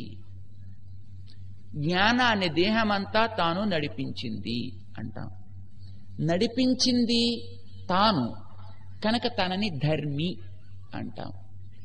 తనలోంచి జ్ఞానం నడిచి వెళ్ళింది, దేహం అంతా వ్యాపించింది కనుక దాన్ని ధర్మము అంటాం. రెండు వేరు కదా. దీపంలో వెలిగే దీపం ఒక్కటి, ప్రసరించే కాంతి ఒకటి. ప్రసరించేదాన్ని ధర్మం అంటాం, ప్రసరించక నిలిచి ఉండేదాన్ని ధర్మి అంటాం. మరి కాంతే కదా, రెండు వెలుతురే, రెండు తేజస్సే. ఈ రెంటిని డిఫరెన్షియేట్ చేయడం ఎట్లా? అది తేజస్సు, ఇది తేజస్సు అయితే దీనికి దానికి మనం ఎట్లా అండి మరి రికగ్నైజ్ చేయడం? దానికి సాంకేతికంగా రెండు పేర్లు పెట్టారండి. ఒకచోటే కేంద్రీకృతమై ఉంది కనుక దాన్ని ధర్మి అన్నామే. ధర్మిభూత తేజస్ అంతా వ్యాపించిన దాన్ని ధర్మభూత జ్ఞానం అంటారు. ముద్దగట్టినవాడిని, జ్ఞానాన్ని వాడు నడిపిస్తున్నాడు దేహం అంతా. ఆ వ్యాపించిన దాన్ని ధర్మం అన్నాం కదా. ధర్మముగా జ్ఞానం కలవాడు, ధర్మిగా జ్ఞానం ఉన్నవాడు. ఆత్మని ధర్మిభూత జ్ఞానం అంటారు, వ్యాపించిన దాన్ని ధర్మభూత జ్ఞానం అంటారు. కొంచెం తేడా. పదాలు చెప్తే మనకేంటో కొంచెం కన్ఫ్యూజన్గా ఉంటుంది, అవేమో గాబరాగా ఉంటుంది. అయినా ఒక పదమైనా మనం కొత్త తెలుసుకుంటే పెద్ద తప్పేం లేదు. అందుకోసం మనం చెప్పుకుంటున్నాం. 4 రోజులు పొద్దునే పాపం చల్లో హూహూ అనుకుంటూ వండుకుంటూ వచ్చి రాసేలు వాళ్ళు కప్పున కూర్చున్నా ఏదో ఒక్క పదం కూడా మనకు కొత్త తెలియకపోతే ఎలాగండి? ఇంట్లో వాళ్ళు ఏం విన్నావా అంట, ధర్మభూత జ్ఞానం, ధర్మభూత జ్ఞానం అన్నా పర్లేదు వింటున్నారని తెలుస్తుందని. ఏవి చెప్పలేదనుకోండి, వాళ్ళకి మనం ఏం వింటున్నామో ఏం తెలుస్తుంది? అంటే మనం ధర్మభూత జ్ఞానాలండి, ఇగో ఈ తెలివంతా కూడా ధర్మభూత జ్ఞానం అని ఏదో అనద్దు. మరి ఈ రెండుకి డిఫరెన్స్. ఇప్పుడు మనకిన్ని భగవంతుడికి ఉండే తేడా చూద్దాం. మనం ధర్మిగా ఒక మూల ఉంటాం అంతే, కానీ మన ధర్మం మాత్రం అంతటా వ్యాపించి ఉంటుంది మన యోగ్యతను బట్టి. అంటే ఇప్పుడు నేను ఇక్కడ కూర్చున్నాను, ధర్మిని నేను. నా ధర్మం అనే జ్ఞానం ఎక్కడుంది? ఇగో ఇప్పుడు ఇక్కడ ఉంది. మేము వరంగల్, హనుమకొండ ఇక్కడ ఉన్నాం. లేదు అదిగో అక్కడ మెడ్రాస్, ఇక్కడ బాంబే, అక్కడ ఢిల్లీ, అక్కడ బదరి, అక్కడ అమెరికా, ఇగో ఇక్కడ లండన్. ఇవి కూడా మాకు తెలుస్తున్నాయి. ఈ తెలుస్తున్నాయి అక్కడక్కడ ఉండే వ్యక్తులతో కూడా ఇలా నాకు సంబంధం ఉంది అని మనకు తెలుస్తోందంటే ఈ జ్ఞానం అక్కడ దాకా వెళ్ళిందన్నమాట, వ్యాపించింది. అయితే ఇక్కడ ఉండే స్పష్టంగా కనిపిస్తున్నాయి, అక్కడ ఉండే జ్ఞానంలో మాత్రమే కనిపిస్తున్నాయి అంతే. అంటే కొంచెం క్లారిటీ తక్కువ ఇందులోనూ. ఇప్పుడు ఇక్కడ ఎదురకుండా కూర్చున్న వాళ్ళు స్పష్టంగా ఇదిగో ఈయనకి ఇది కన్ను, ఇది ముక్కు, ఇది నోరు, ఇది పన్ను తెలుస్తోంది. ఆ చివరి ఎక్కడ కూర్చున్న వాళ్ళకి ఏదో సమ్ ఆబ్జెక్ట్ మాత్రం నా కంటికి కనిపిస్తోంది. Because my I is week. నా కంటికుండే శక్తి అక్కడ దాకా ప్రసరింపచేసిన జ్ఞానాన్ని అంత స్పష్టంగా అంత ఫోకస్డ్గా ప్రసరింప చేయలా. అందుకే నాకు అక్కడ ఉండేది అంత బాగా తెలియటం లేదు. దగ్గరుండే కొందరికి దగ్గరుండేది కూడా కనిపిస్తుంది. వాడు ఇలా పెట్టుకుంటే తప్ప వాడికి కనిపించదండి. వాడి శక్తి అంతవరకే అన్నమాట. ఇది ధర్మభూత జ్ఞానం అంటాం. మనం ధర్మి అనుకుంటాం. ధర్మిగా మనం అణువులం. మన ధర్మం మాత్రం మనకుండేటటువంటి సామర్థ్యాన్ని బట్టి స్ప్రెడ్ అవుతూ ఉంటుంది. కొందరు మహానుభావులకి తమకుండే ధర్మభూత జ్ఞానాన్ని చాలా దూరం వ్యాపింప చేయగలుగుతారు. వ్యాపింప చేయడమే కాదండి, దాని మీద వాళ్ళకు ఒక కంట్రోల్ కూడా ఉంటుంది. ఇప్పుడు నా ధర్మభూత జ్ఞానంలో మీరు విషయం అవుతున్నారు, మిమ్మల్ని నేను చూస్తున్నాను కానీ నేను లేపలేను. నేను లేమంటే వాళ్ళు లేవడం. ఎందుకంటే నాకు అంతకంటే శక్తి చాలదు. ధర్మిగా నాకు ఒక శక్తి ఉంది తప్ప ధర్మంగా ఉండే జ్ఞానానికి అంత శక్తి చాలదు. కనుక నేను దగ్గరికి వెళ్ళి ఇలా గట్టిగా పట్టుకుని ఇలా లేపిస్తే తప్ప లేవడు వాడు. కానీ ఆ ధర్మభూత జ్ఞానాన్ని కూడా తన వలనే నడిపించుకోగలిగిన వాళ్ళు కొందరు ఉంటారండి. ఈ మధ్యన కొత్తగా ఏదో యుద్ధాలు కరాటే గిరాటే ఇలాంటివి వచ్చాయి, టింపు ఇలాంటివి వస్తున్నాయి. బహుశా మీకు తెలుసునేమో. వాడు తన దేహంలో ఉండే ఎనర్జీనంతా ఈ వేలు చివరికి రావాలంటే అక్కడ తెచ్చుకుంటాడండి. వాడు ఇలా ఇక్కడికి రావాలంటే ఇక్కడికి వస్తుందండి. కాలు దగ్గరికి రావాలంటే కాలు దగ్గరికి వస్తుంది. తల దగ్గరికి రావాలంటే తల దగ్గరికి వస్తుంది. విన్నారా? కానీ ఆయా భాగంతో చాలా సమర్థవంతంగా వాడు పని చేస్తాడట. అంటే తన ఎనర్జీని కూడా వాడు నడిపించగలడు అని అర్థం. దేహంలో ఉండే వివిధ భాగాల్లోకి తన ఎనర్జీని వాడు నడిపిస్తాడన్నమాట. ఇది ఎట్లాగైతే ఒక దేహంలోకి తను నడిపించగలడో, ఇక్కడ కూర్చునే కొందరు తాము చేసిన సాధన ప్రభావం చేత ఈ జ్ఞానాన్ని అక్కడ దాకా పంపించి వాణ్ణి కూడా నడపగలుగుతారండి. ఇక్కడ కూర్చుని మెస్మరైజ్ చేయడం అంటాం దాన్ని కదా. వాడు అక్కడ కూర్చుని నీకు ఇలా అవుతోంది చూడు, ఇలా చేస్తున్నాను, ఇలా అయిపోతున్నావు, నువ్వు ఇలా పెడుతున్నా అంటాడు. కూర్చున్నాను, అవునండి అలాగే పెడుతున్నా, కనిపిస్తుంది అంటాడు వాడు. కొందరు ఊరికని తమాషాకంటారు, కొందరు నిజంగా చేయగలుగుతారండి. అంటే వీడేం చేయగలుగుతున్నాడు? తనకుండేటటువంటి ఈ జ్ఞానం అనే శక్తిని పని చేయగలిగేటట్టుగా కొంత దూరం దాకా నడిపిస్తున్నాడు. దాన్ని కొందరు కొంచెం ఎక్కువ దూరం నడిపిస్తాడు. కొందరు ఈ దేశంలో ఉండి ఆ దేశంలో వాడిని నడిపిస్తాడు. కొందరు ఈ ప్రాంతంలో ఉండి ఆ ప్రాంతంలో వాడిని నడిపిస్తాడు. కొందరు ఎక్కడుండి ఎదురుకుండా వాడిని నడిపిస్తాడు. కొందరు తన దేహంలో ఉండే తన ఉంటేనే తాను నడిపించుకోలేడు కొందరు. ఇది మళ్ళీ వాళ్ళకు ఉండే సామర్థ్యాన్ని బట్టి. బట్ ఇలా నడిపించేది మాత్రం తాను ధర్మి అయి ఒక చోటుండి ధర్మంగా ప్రసరించిన తన జ్ఞానంతో కొన్ని పనులు వాడు చేశాడు అని అర్థం. ఇది మన విషయం. కానీ భగవంతుడి విషయం తీసుకుంటే ఆయన ఈ లోపల ధర్మి ధర్మము అని రెండింటిని విడదీసుకున్నామే, ఈ రెండు కూడా మొత్తానికి ఆల్ ఓవర్ స్ప్రెడ్ అయి ఉంటాయండి. మనకి ధర్మం ఒక్కటే వ్యాపించి ఉంది, ధర్మి వ్యాపించలేదు. మనం అణువుగా ఇక్కడే ఉన్నాం మనం. కానీ భగవంతుడికి స్వరూపం కూడా మొత్తం అంతటా వ్యాపించే ఉంటుంది. మనకి స్వభావం తెలివి కలిగి ఉండడం కదా, జ్ఞానం కదా. జ్ఞానం మాత్రం కొంత దూరం వ్యాపించి ఉంది. కానీ ఆయనకి జ్ఞానం కూడా అంతటా వ్యాపించి ఉంటుంది.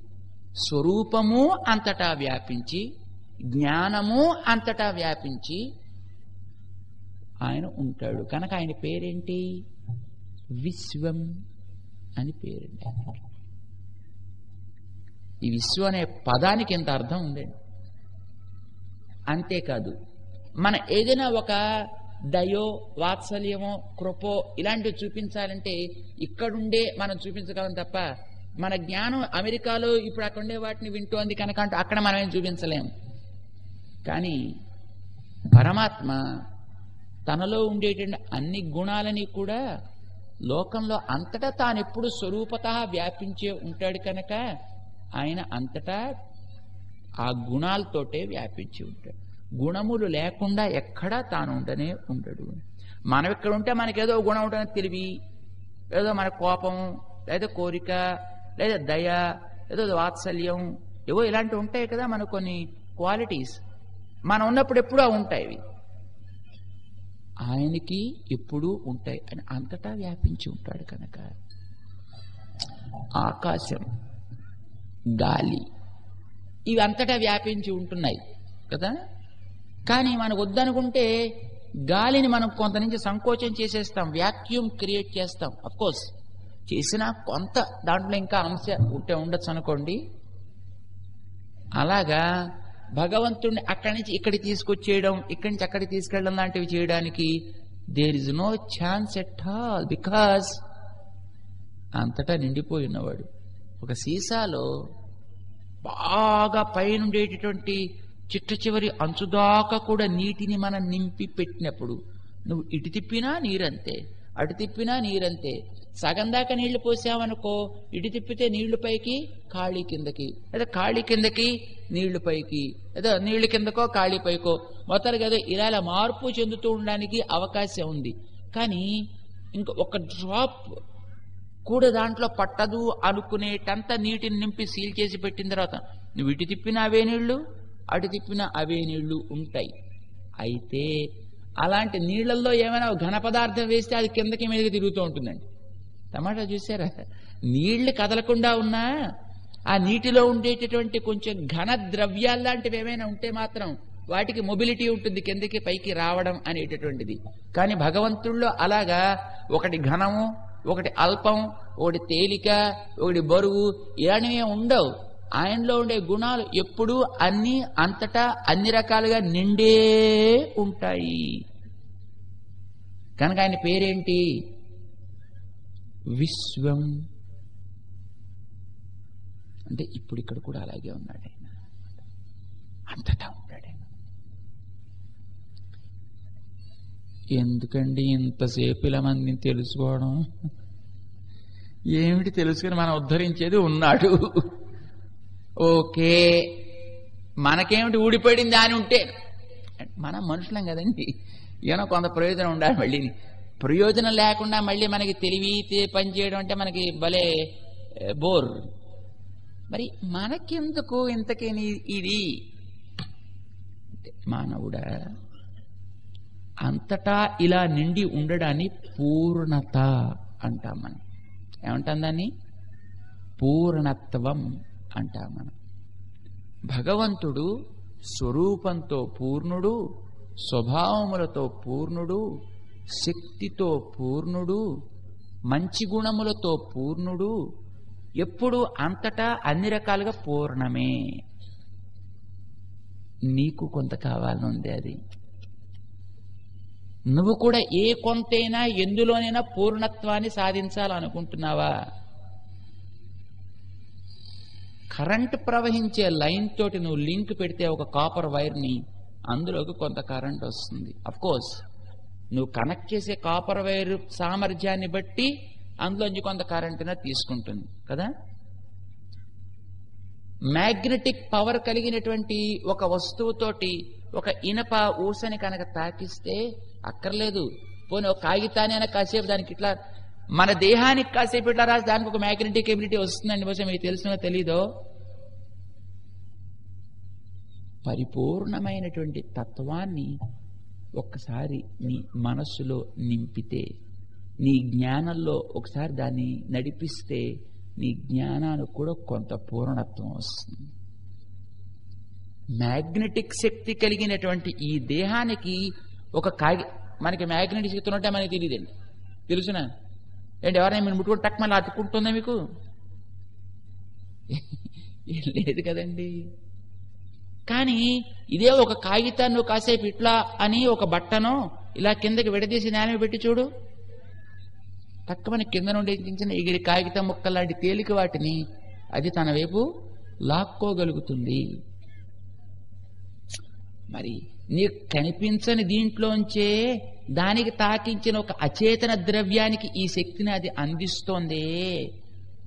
పరిపూర్ణమైనటువంటి జ్ఞానతత్వాన్ని ఒకసారి నీ జ్ఞానంలో నువ్వు తీసుకొచ్చి తాకిస్తే, నీ మనస్సులో దాన్ని ఒకసారి విషయం చేస్తే, నీ నాల్కతోటొక్కసారి దాన్ని పలికితే, నీ నాల్కకు కూడా కొంత పూర్ణత్వం, నీ మనస్సుకు కూడా కొంత పూర్ణత్వం. నీ జ్ఞానానికి కొంత పూర్ణత్వం తప్పనిసరిగా వస్తుందా? తప్పనిసరిగా. చేపను ఎప్పుడైనా ముట్టుకు చూశారండి? అంటే తినడం అలవాట్లేని సంగతి అడుగుతున్నాను, మనుషుల గురించి అడుగుతున్నాను. అప్పుడప్పుడు ఎప్పుడైనా ఏదో కారణం చేత చేపను ఒకసారి ఇలా తాకితే ఎన్ని రోజుల దాకా వాసన వేస్తుందండి. అది పోనే పోదండి. ముట్టుకుంటే కాదండి, మేము కార్లలో ప్రయాణం చేస్తూ పెడతామండి. ఈ లారీల్లోనూ ఈ మధ్యన ఎక్స్పోర్ట్కి దానికి ఓ లారీలో వెతుకుపోతుంటాడు పక్క నుంచి ఆ లారీ పెడుతుంటే బాప్రే బాప్, అది వెళ్ళిపోయిన 5 నిమిషాల దాకా మనకి కారు లోపలంతా వాసనే. క్షుద్రమైనటువంటి వస్తువుల యొక్క సంపర్కమే నీకు అంతగా వాసన పట్టిస్తుంటే దివ్యమైన కళ్యాణ గుణాకరమైన మంగళప్రదమైన ఆ పరమాత్మని అంతట వ్యాపించిన వాణ్ణి పరిపూర్ణుడిగా ఒక్కసారి నీ మనస్సుకి తాకిస్తే నీ మనస్సుకి కొంచెం పూర్ణత వాసన పట్టదు? నీ జ్ఞానానికి కొంత పూర్ణత ఏర్పడదు? ఎన్ని లోపాలు మనలో ఉన్నాయి, వాటిని నింపుకోవాలని మనకు ఉంటుందా? ఉండదా? ఆ లోపాలు తొలగి పూర్ణత్వం కావాలని. ఎస్, అప్పుడు ఇదిగో ఈ నామాన్ని నువ్వు ఉపాసన చేయి. ఎట్లా ఉపాసన చేయాలి? పలుకొక్కసారి ఆ నామాన్ని నీకు అన్వయించుకుంటూ నువ్వు దాన్ని పలకాలి. ఏమని పలుకుతాం అప్పుడు? ఇలా పలుకుతాం. మనమంతా ఒకసారి పలుకుదాం. ఓం విశ్వాయ నమః.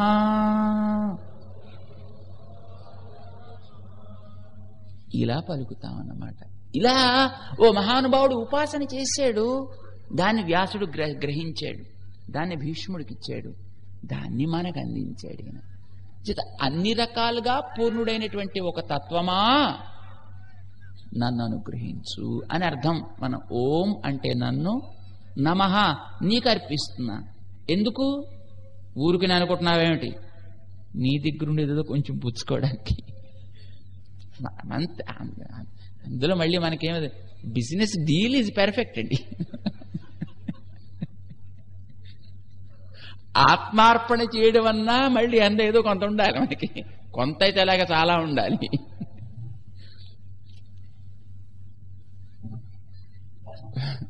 అంచేత మనం మనని ఆయనకి అర్పించుకొని ఆయనలో ఉండే కొంత పూర్ణత్వాన్ని మనకు అనుగ్రహించమని చేసినటువంటి ప్రార్థన మొదటి నామం.